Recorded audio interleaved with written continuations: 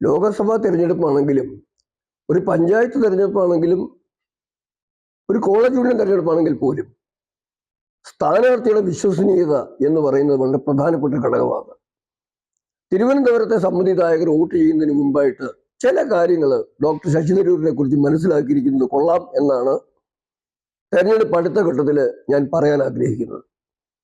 എൻ്റെ ഒന്നാമത്തെ ചോദ്യം, സാമ്പത്തിക സംവരണം എന്ന അടിസ്ഥാനത്തിൽ ഭാരതത്തിലെ ഹിന്ദുവിനും ക്രിസ്ത്യാനിക്കും മുസ്ലിമിനും എല്ലാം മറ്റ് സംവരണം ഒന്നും ലഭിക്കാത്ത സാഹചര്യത്തിൽ സാമ്പത്തികമായി പിന്നോക്കം നിൽക്കുന്ന പാവപ്പെട്ടവർക്ക് 10% സംവരണം കൊടുക്കാൻ വേണ്ടി ഒരു ബില്ല്, അത് പിന്നീട് നിയമമായി, അത് ലോകസഭയിൽ അവതരിപ്പിച്ചപ്പം അതിനെ അഷുദ്ദീൻ ഒവൈസി എന്ന് പറയുന്ന AIMIMന്റെ നേതാവ്, വർഗീയവാദിയാണ്, തീവ്ര വർഗീയവാദിയാണ്. കേരളത്തിലെ മുസ്ലിം ലീഗ് നേതാവ് ET മുഹമ്മദ് ബഷീർ, ഈ രണ്ടുപേരോടും ചേർന്ന് മൊത്തം 3 പേരാണ് ലോകസഭയിൽ എതിർത്തത്. അതിൽ ഒന്ന് ഡോക്ടർ ശശി തരൂർ തിരുവനന്തപുരത്തിന്റെ MP ആണ്. ഈ നാട്ടിലെ പാവപ്പെട്ടവർ ആലോചിക്കണ്ടേ, പാവപ്പെട്ടവരുടെ സംവരണത്തിന്, സാമ്പത്തിക സംവരണത്തിന് എതിരായിട്ട് എന്തേ ആ ബില്ല് അവതരിപ്പിക്കുന്നത് തടസ്സപ്പെടുത്താൻ വേണ്ടി എന്തിനും തരൂർ ശ്രമിച്ചു? അത് പറയുമ്പോൾ ഒരു കാര്യം കൂടി ഓർക്കണം.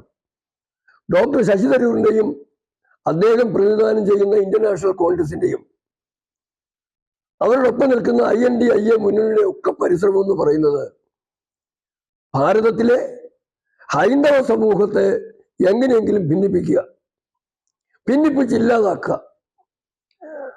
അതേസമയത്ത് തന്നെ ന്യൂനപക്ഷ സമൂഹങ്ങളെ ഒന്നിപ്പിച്ച് ശക്തി കൂട്ടി വോട്ട് ബാങ്കായി ഉപയോഗിക്കുക. ഈ ഒരു രാഷ്ട്രീയമല്ലേ ഡോക്ടർ ശശി, ആ തറ രാഷ്ട്രീയം, അതല്ലേ ശശി തരൂരിന്റെ രാഷ്ട്രീയം. അതിന്റെ രണ്ടാമത്തെ തെളിവല്ലേ ഏതാനും മാസങ്ങൾക്ക് മുമ്പ്, 10-20 മാസങ്ങൾക്ക് മുമ്പ് കേരളത്തിലെ മുഖ്യമന്ത്രിയാകുന്നതിന് വേണ്ടിയുള്ള ഒരു പൊതുസമ്പർക്ക പരിപാടിയുമായി തരൂര് വടക്കേറ്റം തൊട്ട് തെക്കേറ്റം വരെ സഞ്ചരിച്ചു.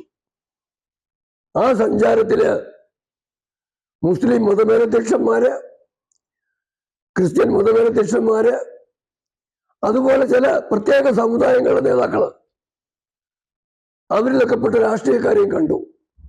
എന്തുകൊണ്ട് ആ ഒരു സഞ്ചാരത്തിനിടയ്ക്ക് കോഴിക്കോട് ചിദാനന്ദപുരി ഒന്ന് കാണാമെന്ന് വിചാരിച്ചില്ല? വർക്കല ശിവഗിരിയിൽ പോയി ആ ആശ്രമത്തിനെ കാണുമെന്ന് വിചാരിച്ചില്ല? എന്റെ SNDP യൂണിയന്റെ ജനറൽ സെക്രട്ടറി കാണുമെന്ന് വിചാരിച്ചത്? കൃത്യമായ അജണ്ടയോട് കൂടി സവർണ ഹിന്ദുക്കളെയും ന്യൂനപക്ഷ സമുദായങ്ങളെയും കൂട്ടിച്ചേർത്തുകൊണ്ടുള്ള ഒരു രാഷ്ട്രീയ പരീക്ഷണത്തോടു കൂടി മുഖ്യമന്ത്രി പദം ലക്ഷ്യമാക്കിയ ഒരു നീക്കം, അതല്ലേ തരൂർ നടത്തിയത്? തരൂരിന്റെ വിശ്വസനീയത നമ്മൾ ചോദിക്കേണ്ട ഏറ്റവും പ്രധാനപ്പെട്ട ചോദ്യമാണ്. അവിടെ അവസാനിക്കുന്നുമില്ല. മറ്റൊരു കാര്യം കൂടി ഞാൻ പറയാം. കോൺഗ്രസ് രാഷ്ട്രീയത്തിന്റെ ഭാഗമാകുന്നതിന് മുമ്പ് ഡോക്ടർ ശശി തരൂരിന് കോൺഗ്രസിന്റെ പ്രധാനപ്പെട്ട നേതാക്കളായിരുന്ന ജവഹർലാൽ നെഹ്റുവിനെയും ഇന്ദിരാഗാന്ധിയെയും കുറിച്ചിട്ടുള്ള ആ സമീപനം എന്തായിരുന്നു? അത് മനസ്സിലാക്കാൻ വേണ്ടി വേറൊന്നും വേണ്ട. സർഗധനനായ, ലോകം ശ്രദ്ധിച്ച എഴുത്തുകാരനായ ഡോക്ടർ ശശി തരൂരിന്റെ ദ ഗ്രേറ്റ് ഇന്ത്യൻ നോവൽ അതൊന്ന് തുറന്ന് വായിച്ചാൽ മതി.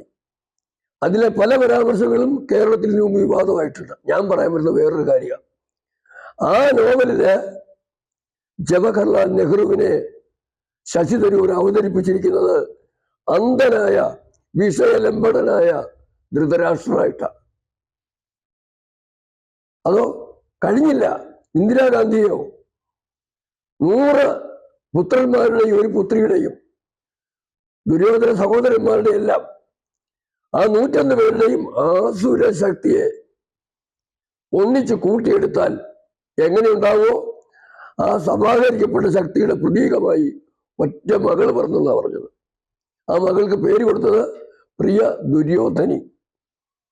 അപ്പൊ ആലോചിച്ച് നോക്കൂ, ജവഹർലാൽ നെഹ്റുവിനെ ധൃതരാഷ്ട്രമായിട്ടും ഇന്ദിരയെ ദുര്യോധനിയായിട്ടും അവതരിപ്പിച്ചിരിക്കുന്നു. കഴിഞ്ഞില്ല അവിടെ. അതിനകത്ത് ഈ നമ്മുടെ നെഹ്റുവിനെ കുറിച്ചൊരു പരാമർശമുണ്ട്. അന്ധനായ ആ മനുഷ്യന്, നെഹ്റുവിന്, ജവഹർലാൽ നെഹ്റുവിനെ കുറിച്ച് തന്നെയാണ് അദ്ദേഹത്തിന്റെ ഈ പരാമർശം. ലോകം എങ്ങനെയാണോ അങ്ങനെ കാണുന്നതിനുള്ള കെൽപ്പില്ലായിരുന്നു. അതുകൊണ്ട് തന്നെ അന്ധനായ ഈ മനുഷ്യൻ ലോകത്തെ എങ്ങനെയാണോ താൻ കാണാൻ ആഗ്രഹിക്കുന്നത് അതുപോലെ കണ്ടു. എന്നിട്ട് കൂടെ നിൽക്കുന്ന ശിൽബന്ധികളോട് ഞാൻ കാണുന്നതാണ് ലോകം എന്ന് പറഞ്ഞു കൊടുത്തു കഴിഞ്ഞാൽ കണ്ണ് കാണാവുന്ന അവർക്ക്, കാണുന്ന അവർക്ക് നെഹ്റു പറഞ്ഞതാണ് ശരിയെന്ന് പറയുന്നതിനുള്ള അടിമ മനോഭാവം അവരെ വളർത്താൻ കഴിഞ്ഞെന്നാണ് തരൂർ പറഞ്ഞത്. ആ തരൂരിന്റെ വിമർശനത്തിന്റെ, തരൂര് നെഹ്റുവിനെ ഇന്ദിരയെയും കണ്ടതിന്റെ ആ രീതി കേരളം മനസ്സിലാക്കണ്ടേ, ഭാരതം മനസ്സിലാക്കണ്ടേ, കോൺഗ്രസ്സുകാർ മനസ്സിലാക്കണ്ടേ. എനിക്ക് തോന്നുന്നു ഒരുപക്ഷെ അതുകൊണ്ടായിരിക്കും ആദ്യ മന്ത്രിസഭ UPA വന്നപ്പം ഡോക്ടർ ശശി തരൂരിന് ഒരു മിനിസ്റ്റർ ഓഫ് സ്റ്റേറ്റിന്റെ പദവിയെ കൊടുത്തുള്ളൂ.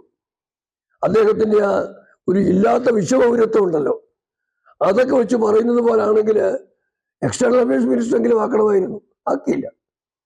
അതുപോലെ ഈ നിയമസഭയിൽ, ഈ ലോകസഭയിൽ 52 പേരെ മൊത്തമുള്ളൂ. അതിനകത്ത് 15 പേരും കേരളത്തിൽ നിന്നാണ്.